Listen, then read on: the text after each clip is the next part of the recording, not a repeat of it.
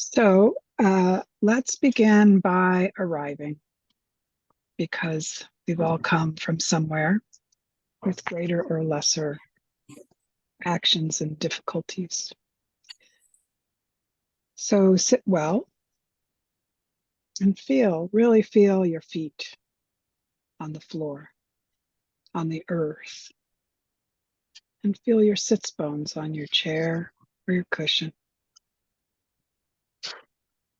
So in Taoist practices, we always try to remember that we're between heaven and earth. So you've grounded with your feet. You can ground with your sits bones also. But I'd like you to bring a little awareness to your crown. This is an energy center also. So align your crown with your sits bones, so your perineum. Tuck your chin a little bit to make sure it points straight up. Now imagine a beautiful silken cord from your crown to heaven. So heaven in Taoism is right here. It's the source of yang qi. It's the source of the three treasures of heaven, which is sunlight, moonlight, and starlight. Connect upward to those beautiful things. And now shorten your cord by 1 inch. And feel your spine become more spacious. And if you can hang a little bit off your cord, you can relax your shoulders, your neck, all of those muscles you are unaware of using to sit upright. Just enjoy being suspended, being connected both upward and downward.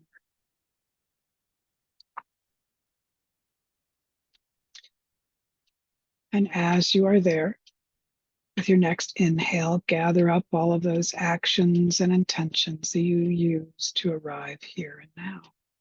Inhale and gather. Release them out your feet back to the earth. We are all successful. We don't need them anymore.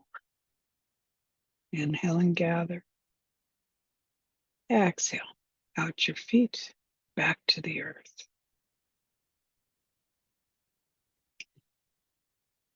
And with your next inhale, gather up all of your plans, anticipations, even worries about the future that might tug at your attention away from this moment.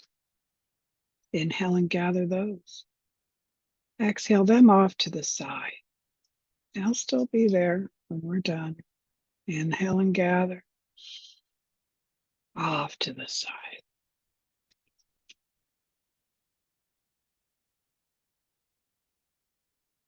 So I assume many people will view the video that don't have a background in Taoist ideas or practices. And because I have you for such a short time, I'm not able to really lend substantial context to some of the ideas we're going to work with. So just be open, kind of go with the flow. Very central Taoist idea. The first idea is that time is not linear the way we experience it. As space is not distant as we experience it, but we can assemble a circle around us for any practice, but especially these practices that have to do with our female energies and histories and struggles. We can assemble a circle around us, and those in the circle benefit from our practice just as much as we do. We can benefit our descendants and our ancestors. So, show you this picture to help you visualize.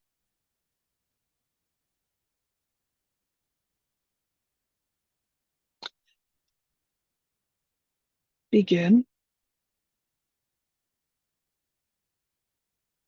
Good. So first start with yourself, of course. Visualize yourself sitting in a beautiful space. an open space. Touch base or reconnect with being connected to the earth and heaven. But then I want to ask you to cast your attention, your mind toward the left of you and invite into the left side of your circle your ancestors. So these can be your older siblings, but certainly your aunts, uncles, and parents, grandparents, great grandparents, great great grandparents, back and back, generation after generation. Generally, we do this without respect to gender, but since we are working with our ovaries and our femaleness, let's invite our female ancestors, our mother, our older sisters, our older friends who are female or so identified. Then our grandmothers, our great great grandmothers, our great aunts, people in our community who feel like elders to us. And just step back and back and back, extending that invitation, offering them a place in the circle.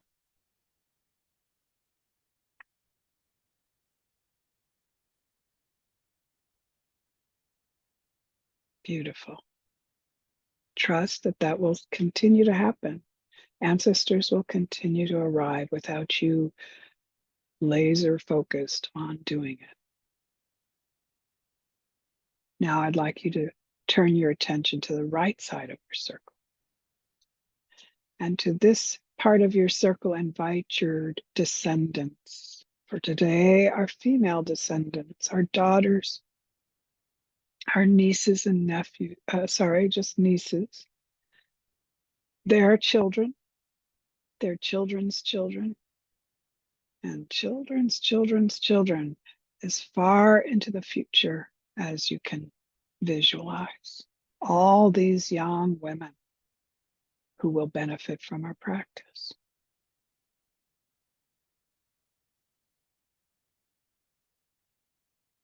So behind you, and I think this needn't be just women, but there may be significant women here, invite your teachers to be behind you, to provide that support and also benefit from your practice. Invite your teachers.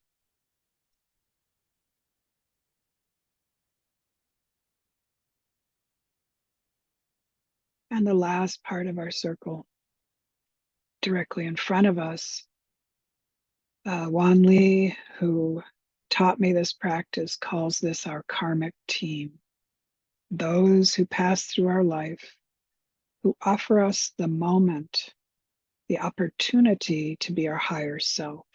So these can be mentors and inspirational people. They can also be people who give us a really hard time. And by challenging us, obstructing us, even insulting us, we have that choice. How am I going to respond? So your karmic team, just as important as your teachers.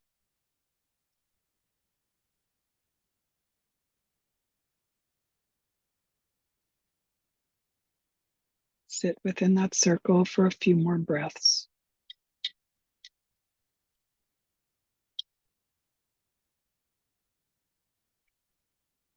And then come back to the room, eyes flutter open, and trust that that circle will stay.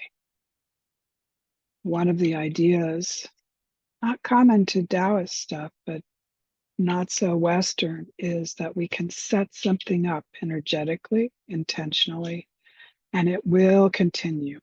We don't have to tend constantly these structures. So in all my classes, I do a little talking first and then we practice. This is no different. First, I want to address what we're going to do today, and then later on, I'll touch base and describe what we can do in the series, which gives me more time with you and you more time with the practices. The first thing I want to do is answer the questions. Why should we practice with our ovaries or our ovarian energy? And some answers may be obvious, others not so much so. So in old traditional Taoism, we practice with the ovaries and men practice with the testicles and the prostate to transform what they call Jing energy into Qi energy. And there's a third kind of energy called Shen, and that discussion of the three energies is a little involved. So just trust me that our ovaries hold an almost inexhaustible amount of energy, life force of this particular frequency called Jing. It is what we need to bear children, what we need to create in all other ways. It is a little targeted on that creating and reproducing. So it has certain qualities. One, it's very intense and it is very changeable. Think about what needs to happen, what needs to change between no life and life, between a cell that has the potential and then fertilized egg where life is going to grow. That volatility, essential, can wreak a little havoc in our life, right? If you think about some emotional reactions in your cycle, is a very widely understood kind of experience with most women. We don't want to tamp that out, but we do want to be able to better shepherd it. And in our practice, we can use the practices to transform that Jing Qi, which is focused on creation, to Qi, which is what our whole body uses for all kinds of activities. So if you've ever been to an acupuncturist, you know they work with the Qi in your meridians. Well, Jing Qi doesn't go into the meridians so well. Qi is what we need for our life, and we're not using it up. Think more in terms of training a muscle.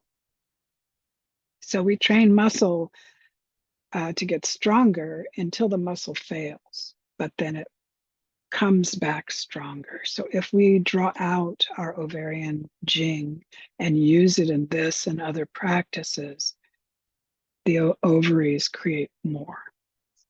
The good picture, or it's not really an analogy, but they generally estimate that we have 30,000 eggs in our ovaries, or pre-eggs. No woman is going to use all of those up. So none of us will use up all of our Jing. It's a common misconception that these practices can deplete you. It is not correct.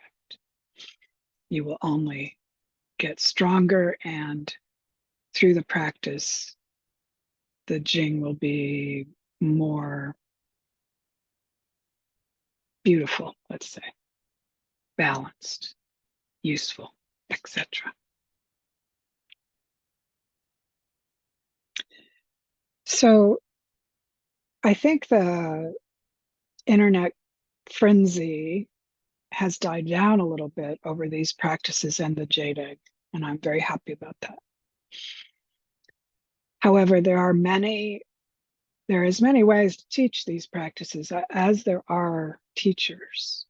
So I should say that my focus is not so much on the fabulous increase of your sexuality and becoming a sex goddess, increasing your sexuality, excellent. Becoming a sex goddess, that's kind of questionable.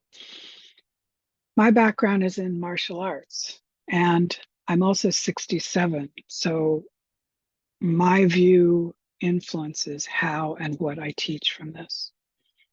Today, I want to offer a lens of having your ovarian practices, your ovarian Jing, fuel your warrior. So warrior can mean a lot of things, but from my almost 20 years of martial training, I'm retired now. One of the things my teacher impressed upon us is that warriors take care of others. They protect, and they protect you and others. So it's not about fighting. It's not about being aggressive or domineering. It's really a way to powerfully, intelligently, or wisely be in the world.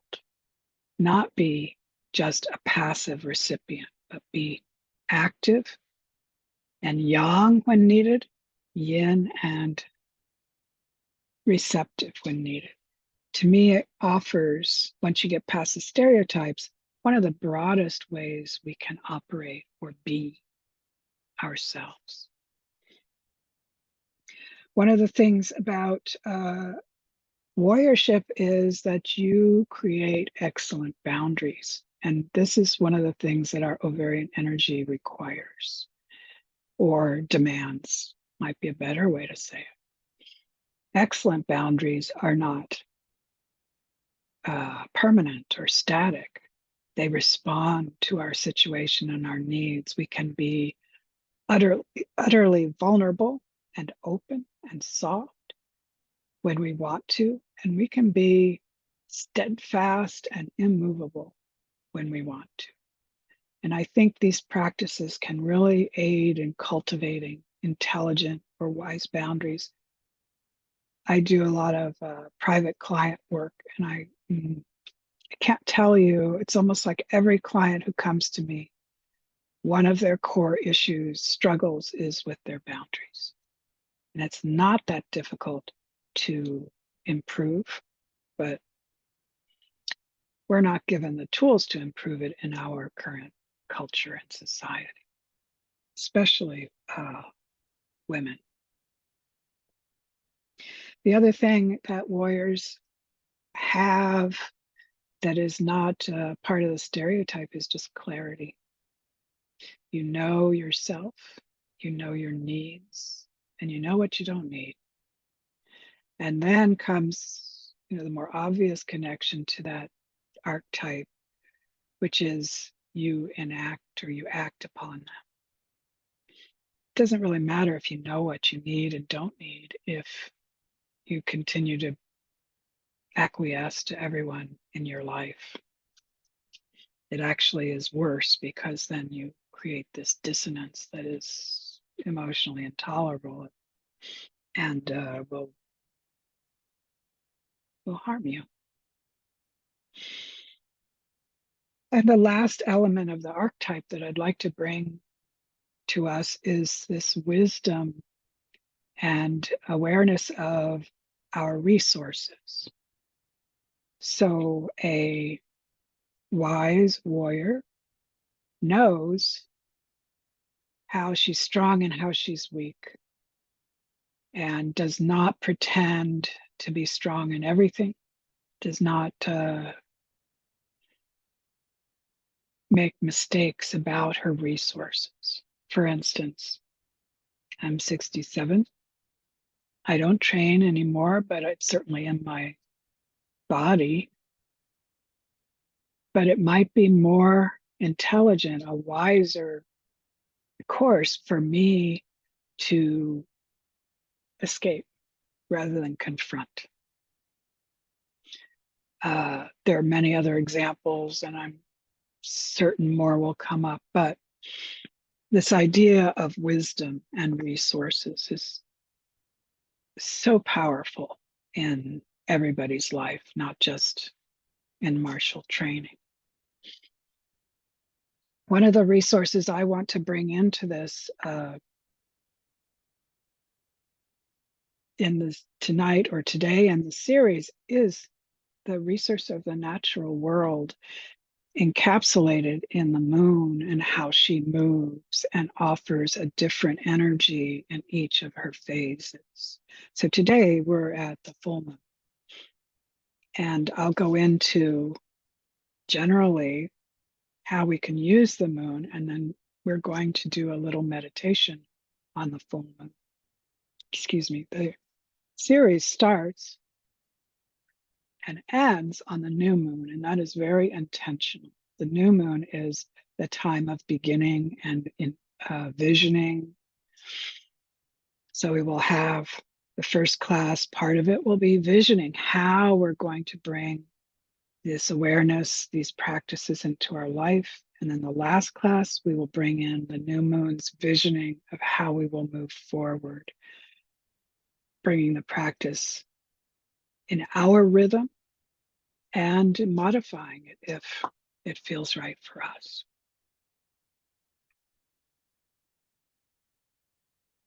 The other aspect, I guess, of resources is where you are in your life. And this is very important in Taoist thinking, is not every day is the same. Not every year is the same. And we have elemental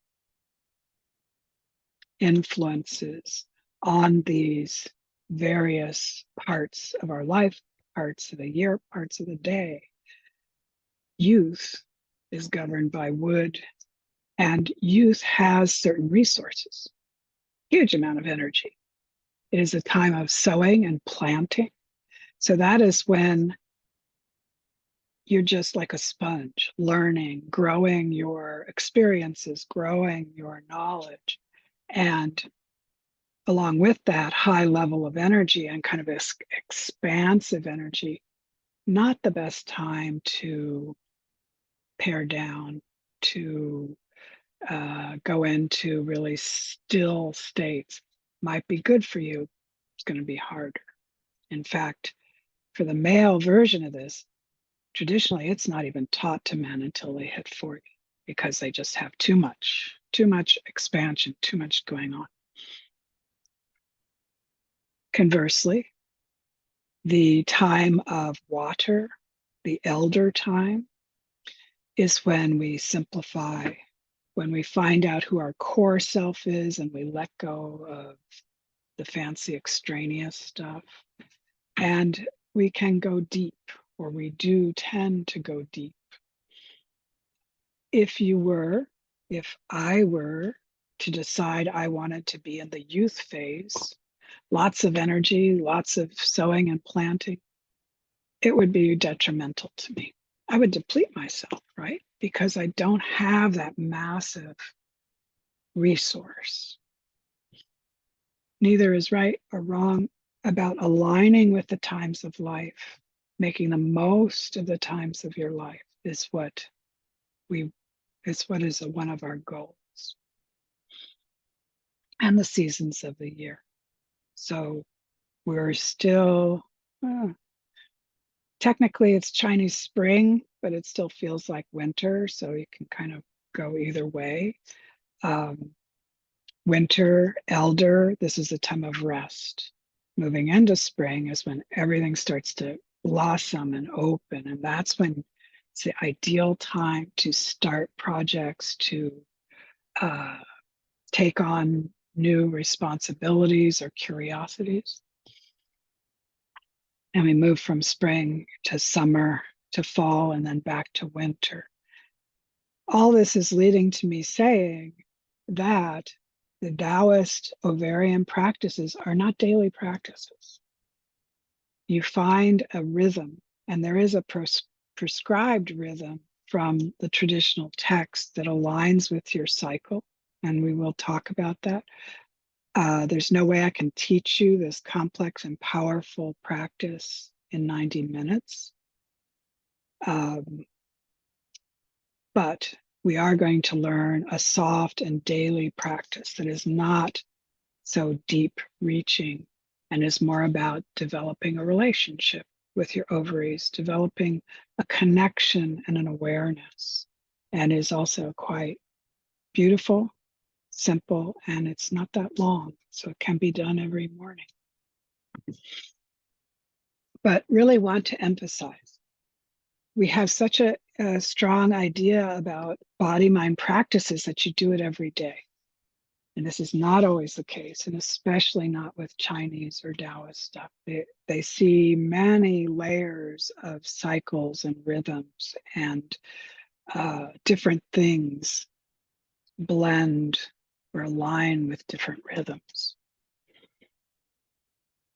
If at any time you have questions or I'm unclear, please just unmute yourself and interrupt me.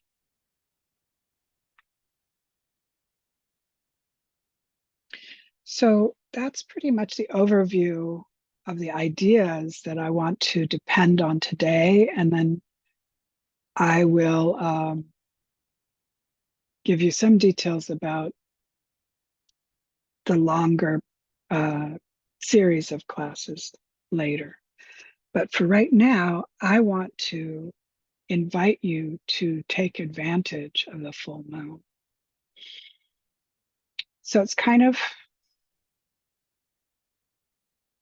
I want to say, almost not ideal to begin with the full moon, because the full moon is about manifesting or having manifested. At the full moon, we assess what we've accomplished when we've started with the new moon and its visioning. But none of you were born this morning. And so you have accomplished a great deal. The other thing that comes to my mind is it's very common for us to diminish what we've accomplished or just not spend time honoring it because we are so forward focused or productive focused. That's our culture. And if you are going to go slower or be more honoring of what has happened, you're going to have to resist our culture. Right? It's one of the things I teach is sleep practice. And the question we start with is, do you sleep to live or live to sleep? That question alone can provoke some interesting thoughts. So do you produce to produce, or do you produce to have what is produced? So let's sit well once again. I have a beautiful picture of the full moon since it's daytime and we're inside, not so easy to connect with the moon.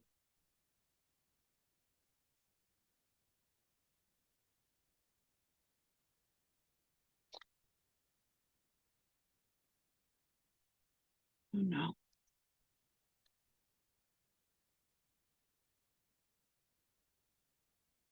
There we go.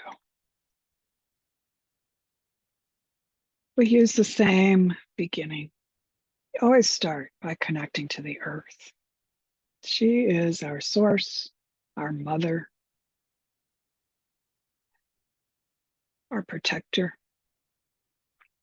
So feel those feet and feel your sits bones. You can even inhale. So we also live our whole life in a field of life force energy, right? Beautiful in visualization of that energy is a golden mist. So inhale, filling your whole body with that golden mist. And as you exhale that mist out your feet into the earth, use it to grow roots and increase that grounding connection. Inhale, fill your body. Exhale, grow your roots. Good. Reconnecting with that cord from your crown up to the heavens. At first, our cord is just generally upward, feeling in to those three treasures, the three lights of sunlight, moonlight, and starlight, which sends down to us that yang qi of light and life.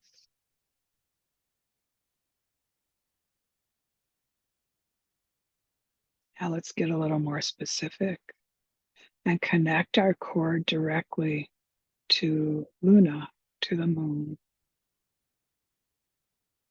Shorten your cord single inch. Strengthening that connection. You can feel her pull.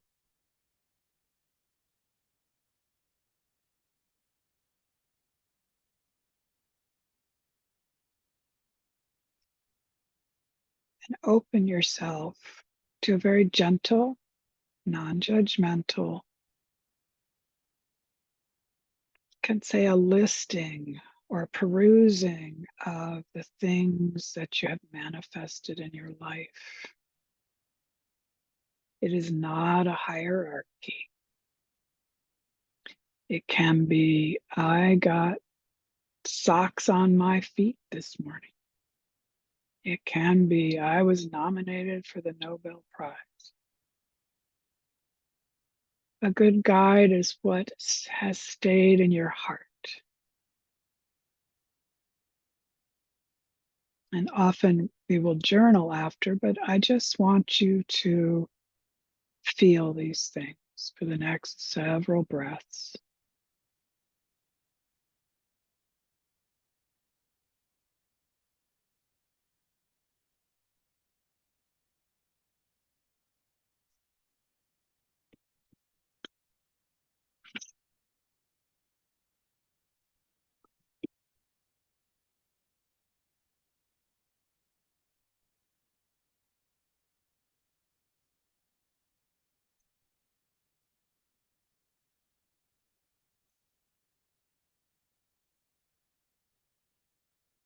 Good. Now sort of go back over whatever arose for you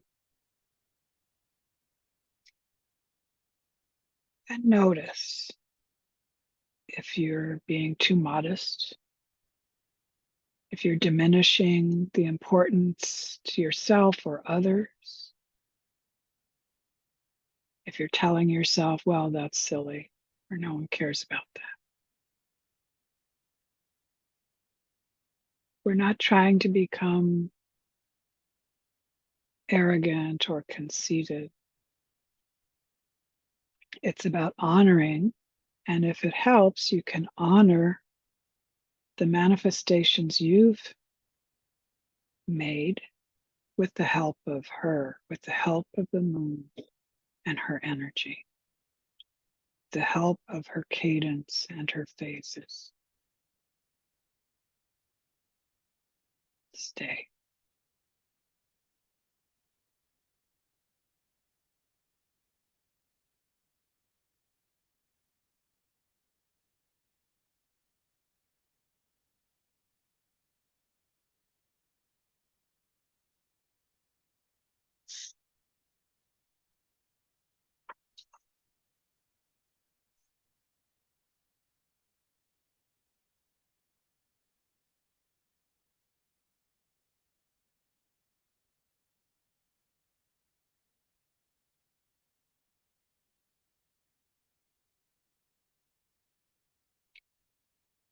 And rest. So even as yin, as gentle and internal as that practice was, it was still young. We were still doing. And whenever we have a practice of doing, even if it doesn't seem externally as if we are, we always try to follow it with the yin phase where we absorb and digest without guiding, trying not to do too much. Just try not to do too much.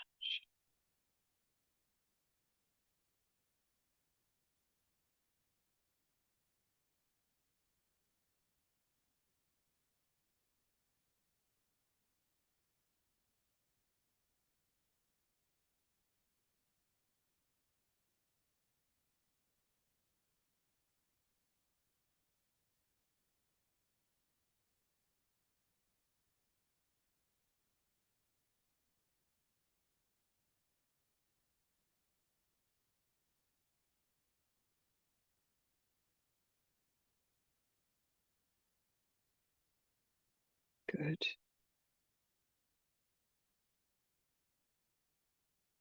Let your eyes flutter open.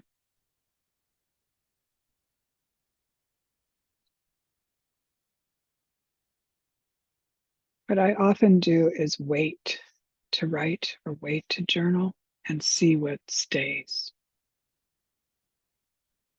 And that's not always everything, but it's kind of, I do the same thing with my dreams. Sometimes I wake up and I use a recording app, immediately record it. And other times I wait and see if there's residue after I start my day. Often there is, often there isn't. So I want us to do the gentle daily ovarian breathing practice together.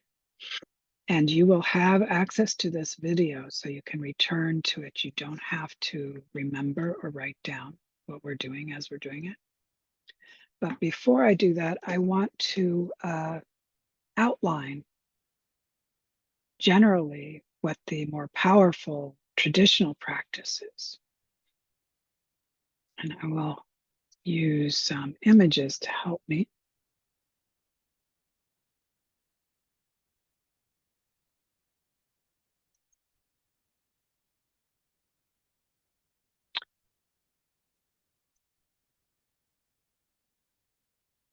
So this is a helpful note, which we will return to when we stand, but a lot of women, we don't know where the ovaries are.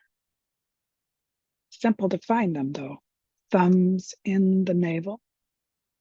Connect the index fingers and then without thinking, bring your hands down onto your belly.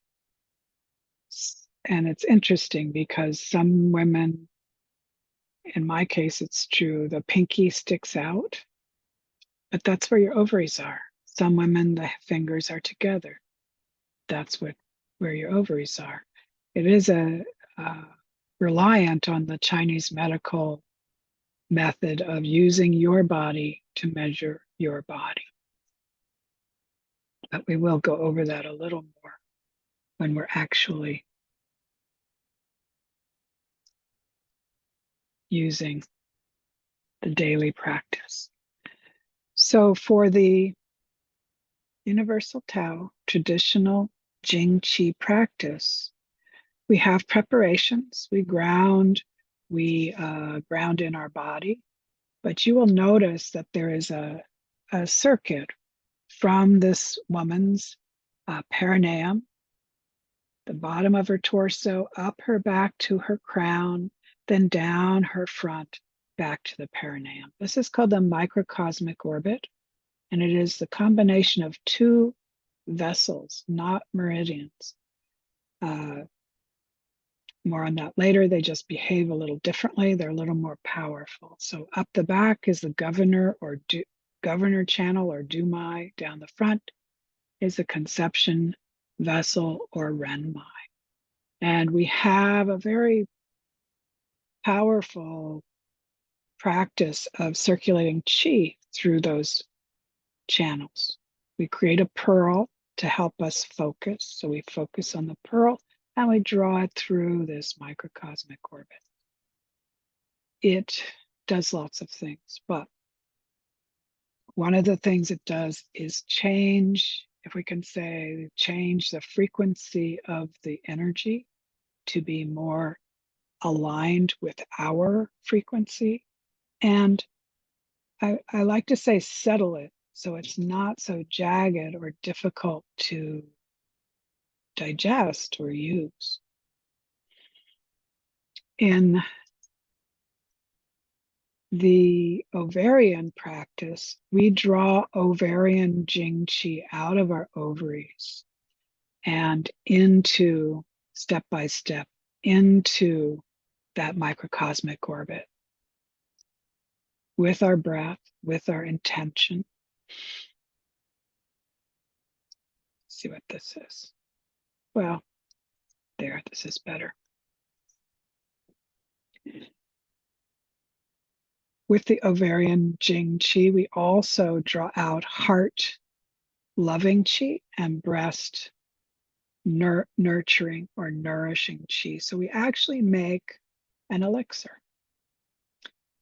And there's a lot of talk about elixirs, but uh,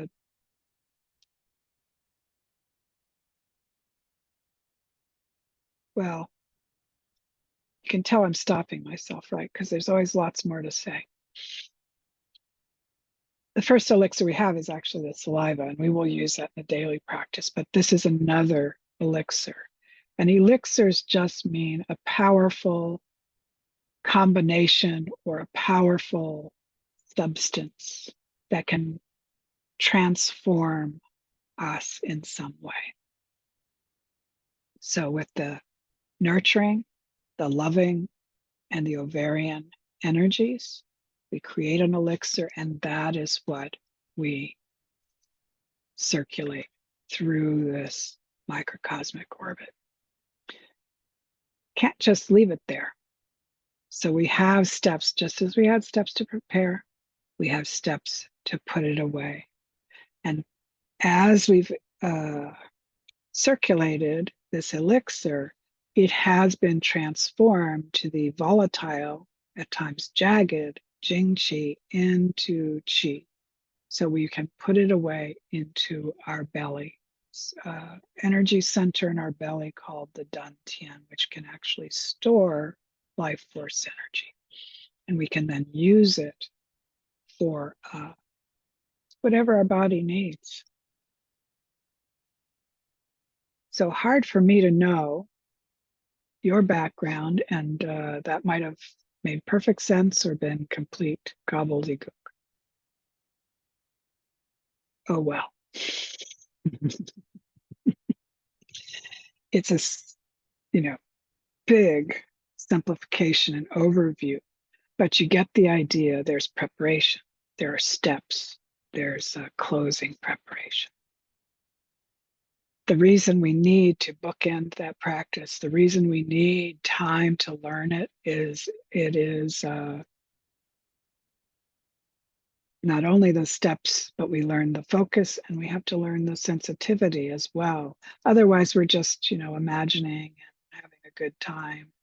But after 25 years, I can say without reservation, you can feel and shepherd your life force energies. There is a learning curve depending on what else you've done and your kind of natural sensitivities or resistances.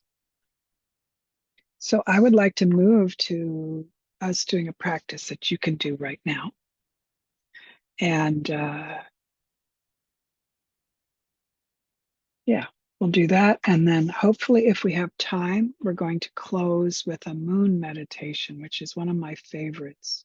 And is not so much tied to the phases of the moon as just her innate power and connection to us. So before I do that, because I don't want to start talking about the series after I leave you with this beautiful meditation, I'll do that now. This is not a sales pitch. I try to shrink it down as much as possible, but I do need you to know certain things. The series of 5, as I said before, begins and ends on the new moon very intentionally. When, for any of my series, and especially this one, you receive lots of PDFs. You'll receive a booklet that outlines the whole practice and week to week handouts that focus on what we're doing that week. The class videos are posted privately, so you don't have to worry about if your face pops up. I try to minimize that. And you have permanent access. As long as YouTube's around, you will have access. And I also offer, if women can't make a class, or in any of my classes, I offer students a 15-minute one-to-one if you want it. So if there are questions, if you want to have, if you want to do a meditation with me, because that's super helpful, we can do that. And if you miss more than one class, you can gang them for a longer session. This time I'm offering a couple of things that I haven't in the past. One is if you want to take the 5-class series, I'm gifting women with a stone egg. I found a whole bunch of them in my office as I moved out of my office, and I'm basically too lazy to sell them on Etsy. But I would always offer them when I did this in person. So if you don't have one, if it interests you, or if you think it's going to be pretty on your shelf, I will send you one. I also have nephrite jade, which is more precious. So I can't offer those for free, but they usually are about $65, and I will sell the students them for $25. And lastly, because I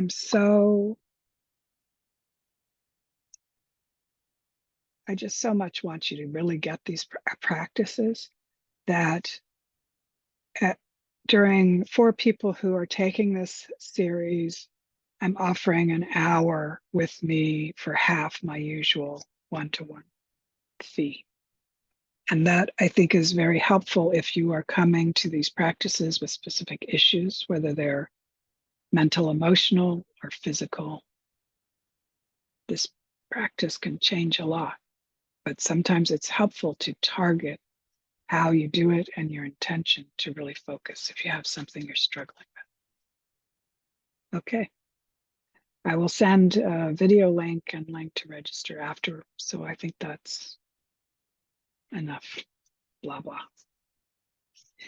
Let's go ahead and stand up to do this short, lovely practice from TaoZen.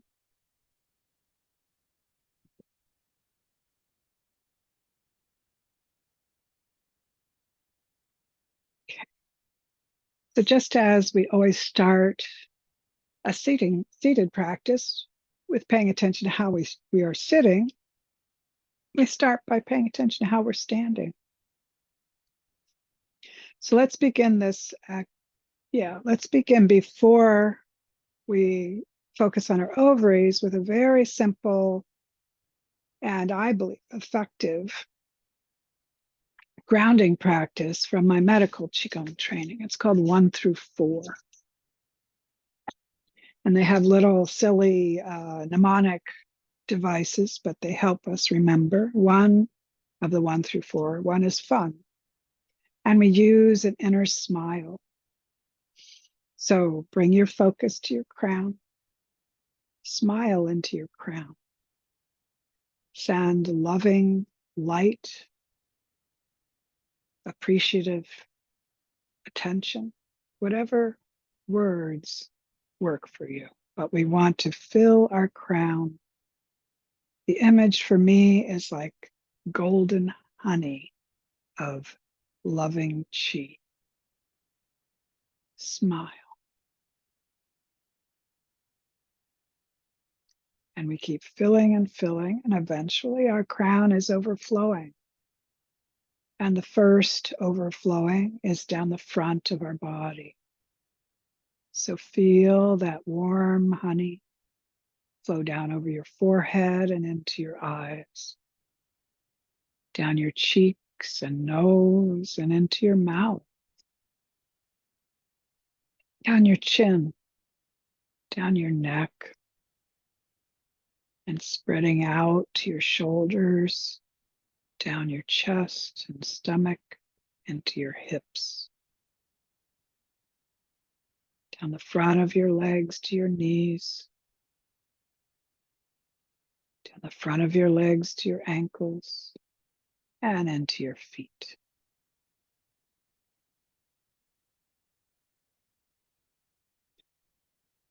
Then return to your crown and begin to fill it again with your inner smile. See, feel that honey filling your crown.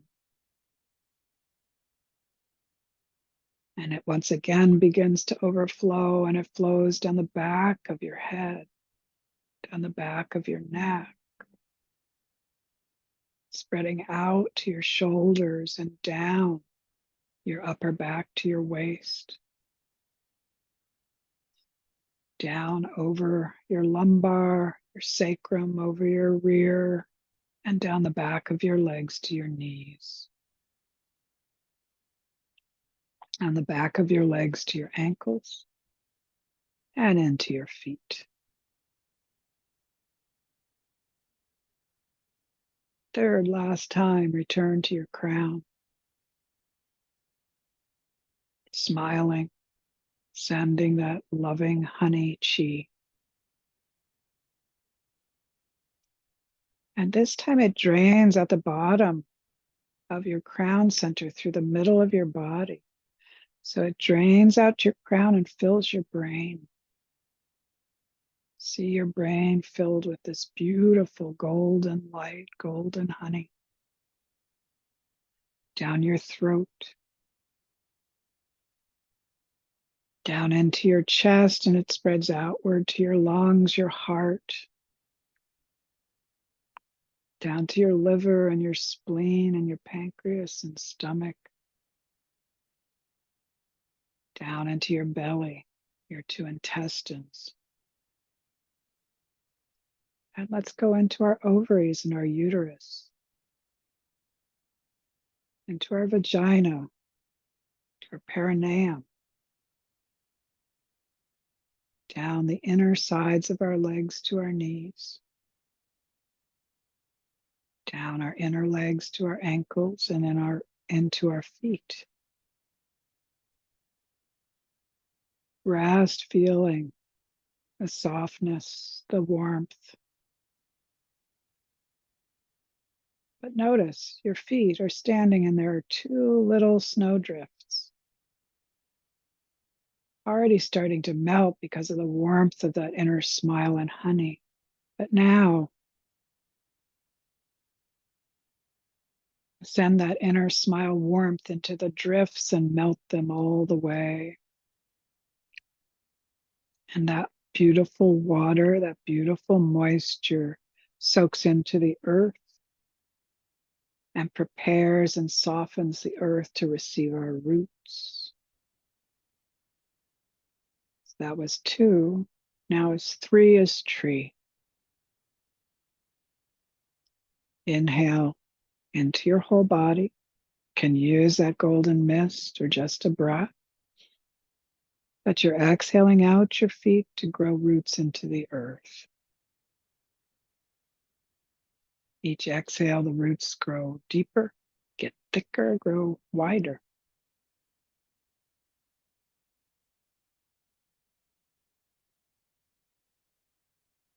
Good. The last of the 4 is core. So reach to the outer edges of your roots, and with your inhale, draw that earth chi, that stable, nourishing Mother Earth chi, up your roots, up the back of your legs, up your back, all the way to your crown. Exhale, and that earth chi comes crashing down into your dantian, into your belly like an avalanche. Return to the outer edges of your roots. Inhale up to your crown. Exhale into your belly. One more time. Exhale.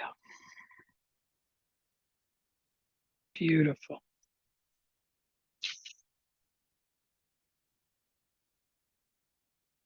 So, as promised, thumbs in the navel, index together, and just slap your hands down. Right here is about where your ovaries are. And just to remind, they are not attached to bone. So they're not permanently in the same place. They kind of float around. I have a big meal, they might push down, empty stomach up. But generally speaking, this is where they are. And because we're dealing with our fingertips or palms, not acupuncture needles, we don't have to be super precise. And you will find, as you pursue this practice, They will tell you right where they are. So the first thing we're going to do is rub our hands super fast as you can. This not only warms your hands and activates them, it lets you do something super fast, which we never really do during our day. Try it again. Try to get faster. And then put your hands on your kidneys. We don't have time to really get to the kidneys, but the kidneys are so important to your ovaries, your jing, and this whole system. And rub your kidneys to warm them. Good. Now, I love this. I wrote the instructions and I have the wrong glasses on, so I can't read them. Rub your hands together sensually. Really enjoy the tactile feeling of your own skin, your fingers and your palms. And place your hands on your breasts, bringing that soft, loving, sensual chi to your breasts. So breast massage is a big part of these practices, but it's rarely tissue. So with this breast massage version, we don't even worry about moving our hands. We move our scapula, opens our heart and back, opening our heart and front. And then we offer this energetic massage connected to our heart.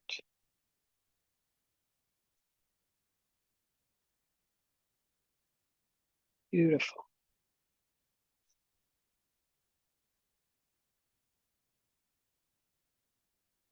Now returning to rubbing your hands, try to rub your hands as gently as you can. So the instruction is palm, but I always feel like I'm neglecting the back of my hands, so I do both.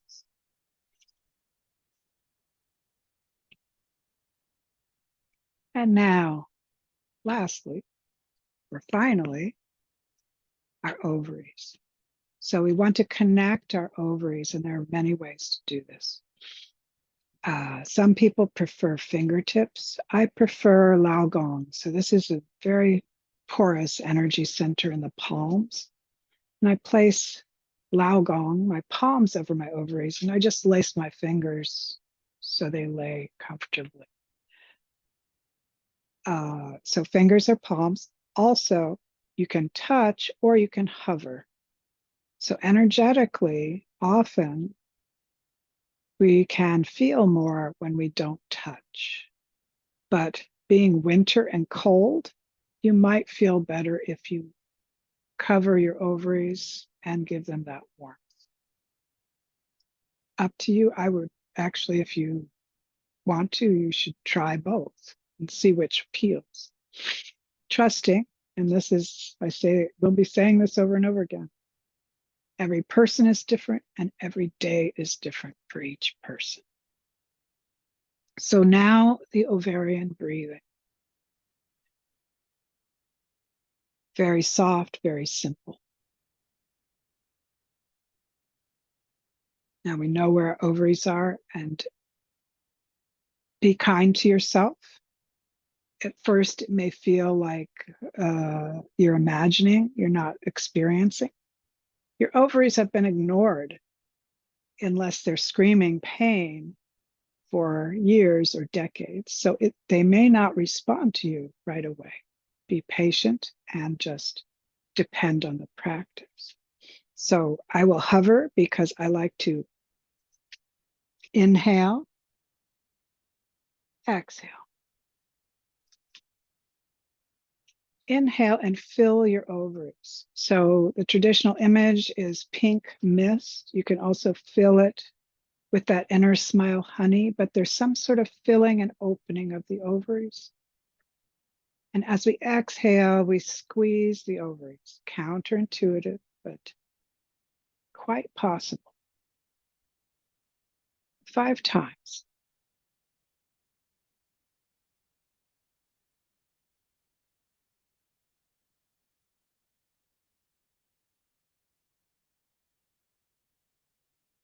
And when you've done 5 breaths, our hands remain here the whole time, but just stay with your ovaries and rest in awareness.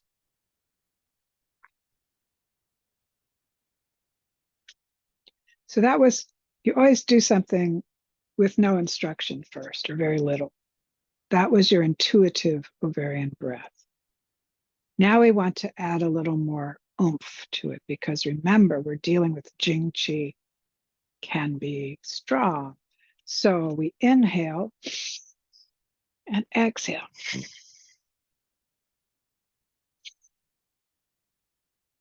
So my breath is stronger, but also my intention. I'm using tension in my body to fill them and to empty them.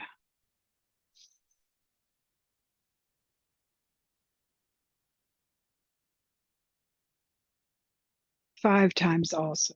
I lost count because I was talking, but 5 times and then say, rest, observe.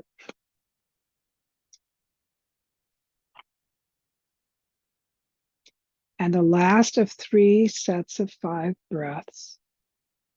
The instruction is that it's subtle. So everything becomes less physical if possible, even the movement and the breath. So try to make your breath as soft as you can and still breathe. Movement is almost imperceptible.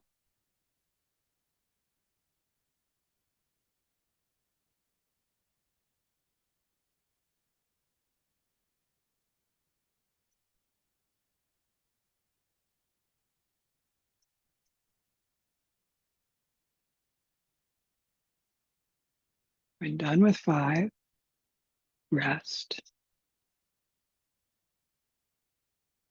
And I say stay with your ovaries. Keep them in your awareness and be open. This might be when you feel something from your ovaries, and don't be unsettled if it feels like discomfort. That has been their language to you for a very long time. As you pursue these practices, the one I teach or similar, their language gets a little more specific or broader, you could say, not just pain. Good. So, similar to the more traditional practice, we always want to circulate energy in our microcosmic orbit after working with our ovaries. And a little bit of a learning curve for that also, but we can use our body and our movement to circulate the qi. This is a wonderful standalone qigong. So I'll do it from the side so you can see. Basically, the rough draft is inhale up, exhale down. But see how I'm leaning and going back? So as I'm going up my spine with my attention, I'm on my heels. As I'm coming down my center front, I'm on the ball of my feet and my toes. And notice that I'm not doing this. It's like a compressed orbit, a compressed oval. So I'm not going up and down the same line, and I'm not making a big, huge circle. It's up, almost brushing my body as I'm focused on my back, and just an inch, 2 inches out. Tongue is on upper palate. Foot placement is natural. Let's not worry about that. But inhale up, exhale down. So there are parts to this. Do whatever you can think of or remember, trusting that your body knows this orbit and you are just helping or supporting it to run chi through the orbit.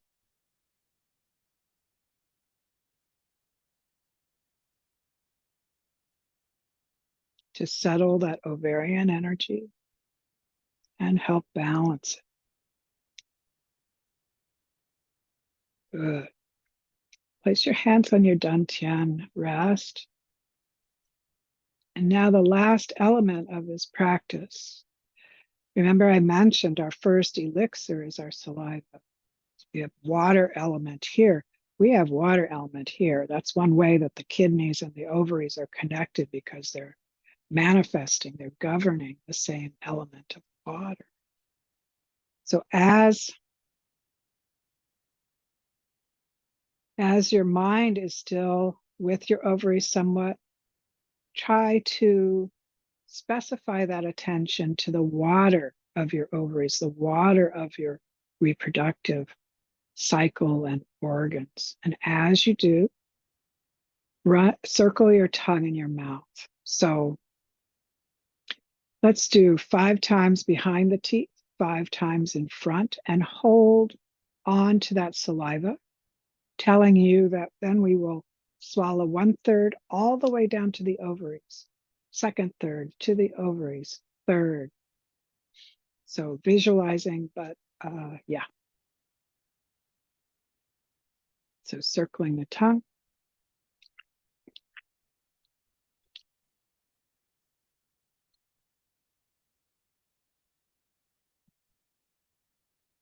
And if you don't feel like you have enough, just keep circling.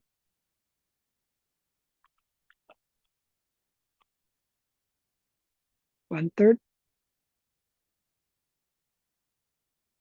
Second. Third.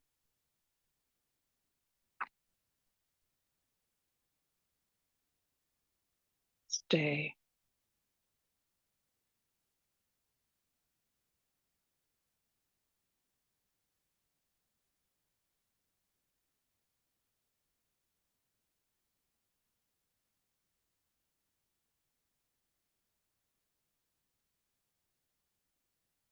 Good. Let's sit down. So whenever I teach this meditation, I tell a story. There's a woman named Shivani Goodman who was an early student of Mantak Chia who was remarkable. She's passed now. In the 1970s, she had terrible autoimmune issues and allergies. And she healed herself using Taoist stuff, not Mantak Chia stuff, I think. But then she started developing cancers, and her main cancers were breast cancer.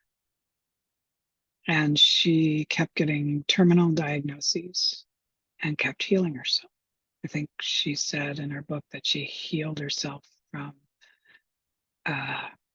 terminal state 4 times. And eventually she did pass from breast cancer. But instead of living 1 month from the first diagnosis, she lived 12 years. And she wrote a book, I think it's 9 Steps to Healing Cancer, or something like that, but it was targeted at cancer sufferers.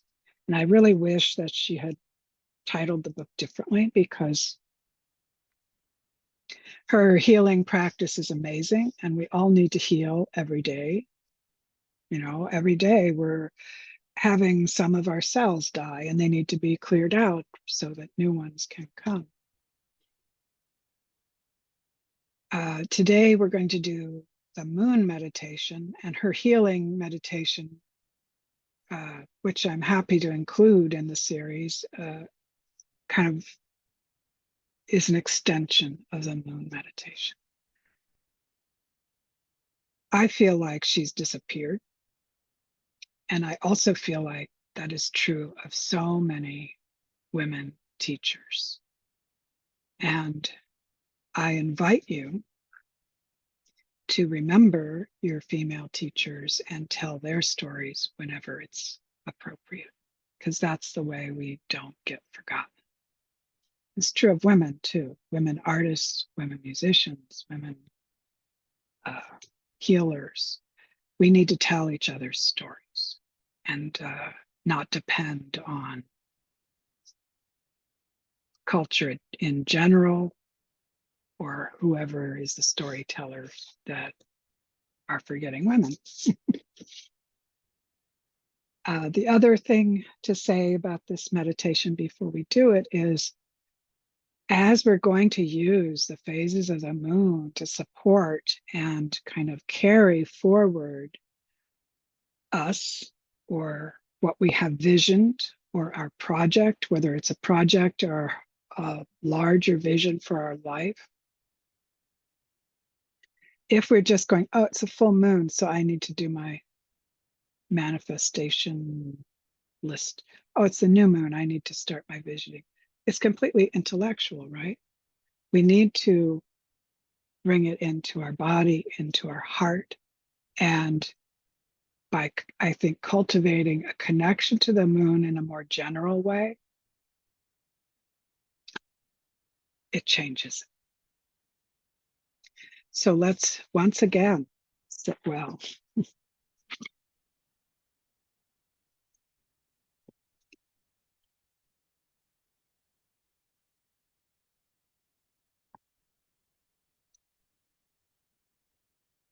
This is a little short notice, but part of this practice can be sitting with, well, the practice is to sit with a mother. So most of us have complex relationships with our mother, our physical mother. It can be any mother. It can be Gaia. It can be, actually, Shivani Goodman was Israeli, but she used the Madonna. If you need to think about that, and I certainly understand that, just leave that out. That we have the femininity of the moon coming down and beside us, or for me, she's always in back of me, like backing me up, is this archetype of mother. But in either case, begin the same way we have been. Connect to the earth, connect upward to heaven, and sit well.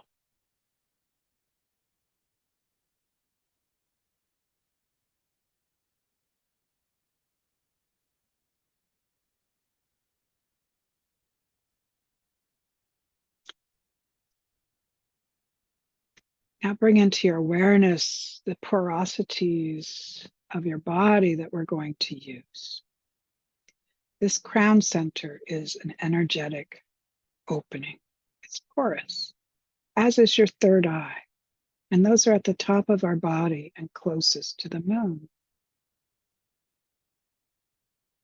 As you're kind of opening them, feeling them, the other part of our body that we're going to use is our solar plexus. So we're not using our dantian, we're using this part of us, which is between our navel and the bottom of our sternum. This is the oldest part of our body, right? This is the part that grew first in utero. So what we're going to do is reach up to the moon, draw down that light with our inhale through our crown and third eye, and fill our solar plexus. Inhale, draw in that silvery moonlight into your body, down, and fill your solar plexus. And let the silvery light stay there while we get the feeling of this drawing down. Beautiful full moon. Inhale. And see your solar plexus get silverier and brighter.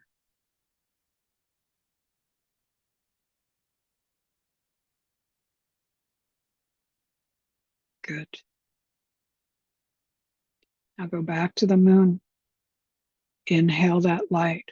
Fill your solar plexus. And as you do, when it's in your solar plexus, hold your breath for a moment so you can really see and feel it and avoid rushing. Exhale, send that silver light to your left foot and ankle. And see your left foot and ankle glowing. Let's do that again. Inhale, silver light through our crown to our solar plexus. Exhale into your foot and ankle. Return to the moon. Inhale.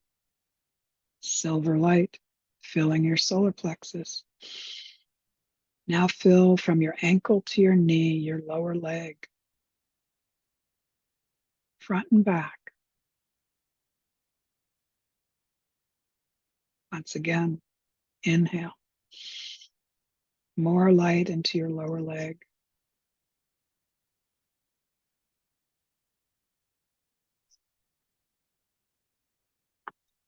Inhale, more moonlight. Exhale, fill your knee, your patella, in between your joint, the back of your knee.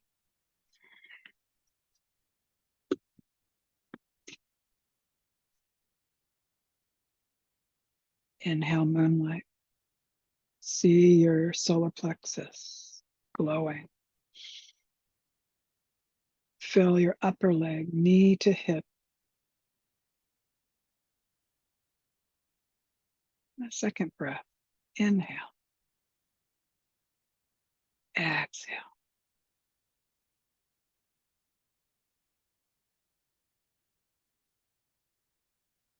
One more breath for your left leg, filling the whole leg, kind of making sure it's holding as much moonlight as possible. Inhale. Exhale.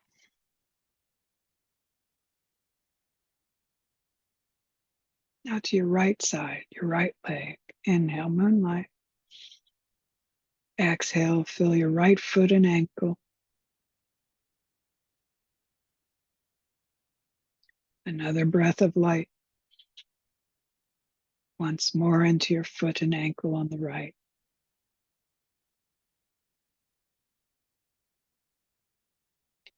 Inhale, beautiful silvery light. Fill your lower leg, ankle to knee. And again.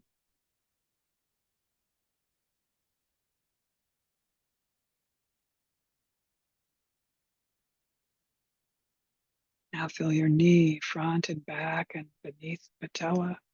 Inhale. Exhale.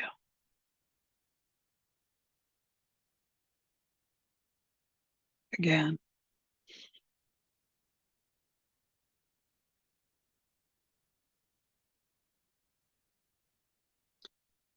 And don't drift into any kind of automatic breath. So let's return to the moon. See her beautiful light. And inhale as that light shines down, pulling it into our body, into our solar plexus. Exhale that to your upper leg from knee to hip. And again,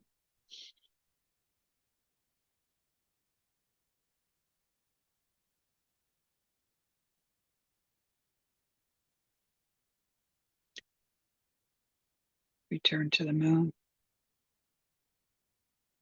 Inhale her beautiful light. Now we're going to fill our torso from perineum up to the and including the solar plexus. Exhale.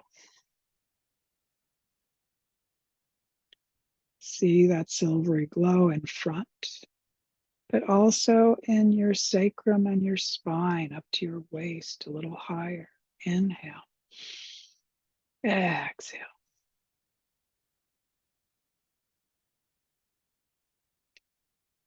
Now the upper part of your torso. Inhale. Silvery light into your solar plexus.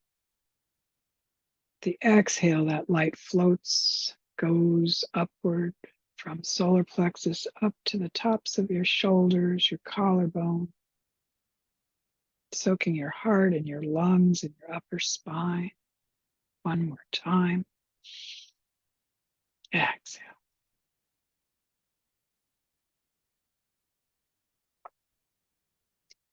Let's do a breath into our whole torso. Inhale.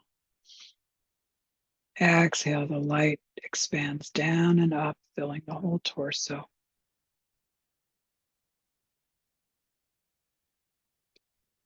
And the arms.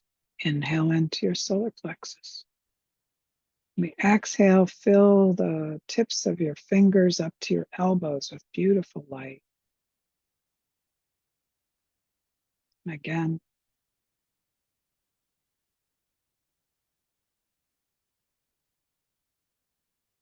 now from elbow to shoulder, inhale.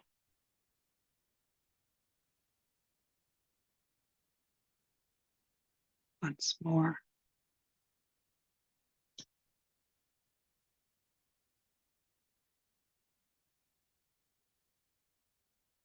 And into the whole of both arms.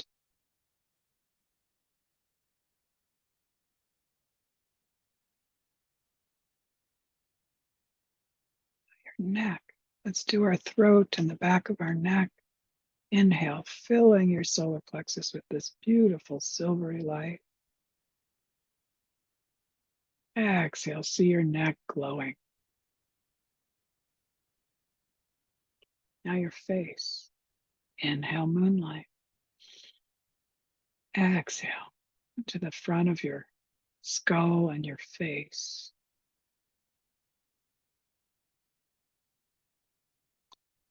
Now the back of your head and your brain.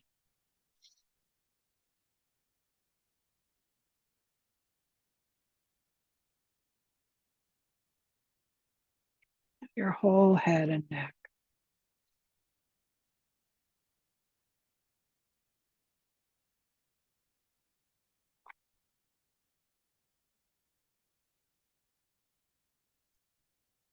Couple of breaths into your whole body, filling any areas that feel unseen or unfelt. Inhale. Expand it to your whole body. Once more.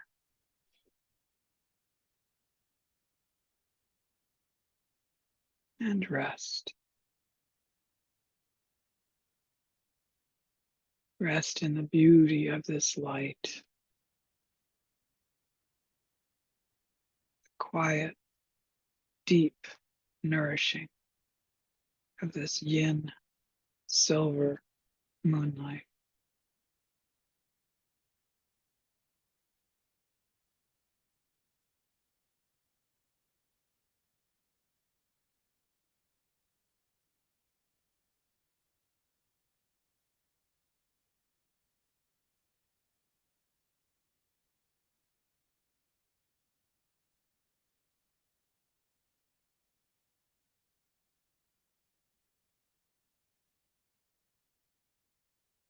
Let your eyes flutter open. And let's bring down heaven as the closing to our practice. Inhale up. Exhale through your body to the earth 3 times.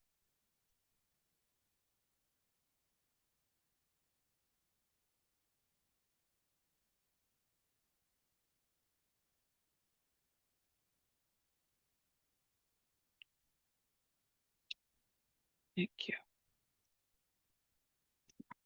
If you have any questions or things to say, I'm all ears.